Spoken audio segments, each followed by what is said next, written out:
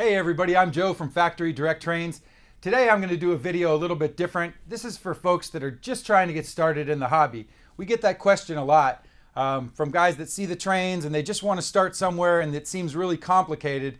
And we're going to try to answer a few of those questions. What I've got in front of you here, just the basics of showing you the different sizes. This is good old-fashioned O scale, Lionel. Everybody's heard of this size. HO scale. And here's N scale. These are the most popular sizes. And the first thing that I think you have to determine is how much space do you have? Some of our customers only have a coffee table size space. Other guys have a 4x8 sheet of plywood or an entire basement. So you have to determine, what size are we working with? HO scale seems to be the most popular size on the planet. And I'm pretty sure that's because of a 4x8 sheet of plywood. Everybody can find room for that. Slide it under a bed or in a room. So basically those are the three main sizes that I see.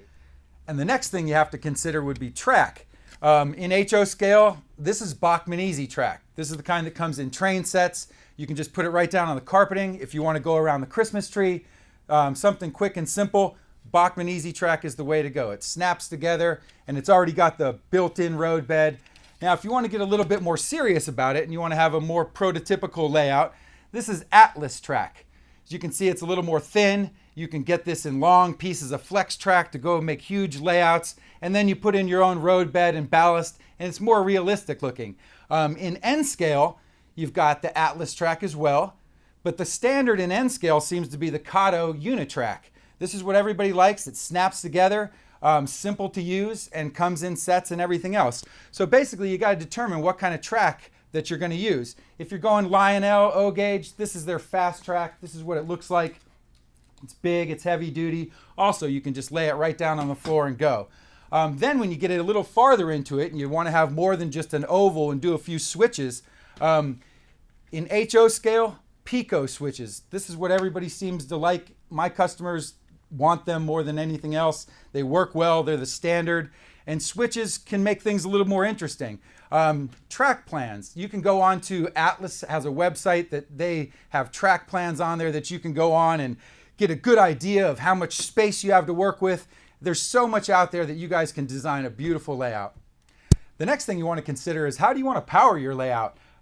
This is a good old-fashioned DC power pack, the way they've been controlling trains forever. If you have two trains on the layout, you hit forward, they both go forward. You hit reverse, they both go in reverse.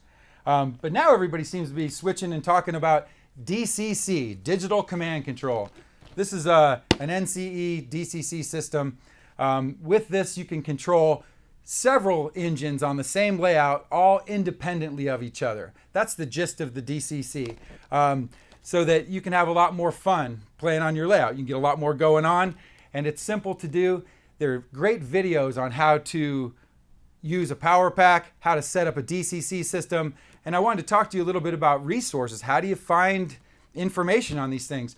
A model railroader magazine, N scale magazine, for the person just starting out, these are great resources. They're loaded with all of the manufacturers of all the trains, all the controllers, all the brands, websites, places that you can look for information.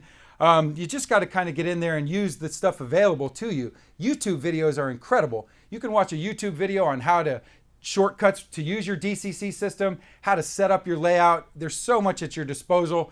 Digitrax is another big name in DCC. A lot of the train clubs have huge layouts, and Digitrax is what they use quite often to power them. So there's a lot to learn.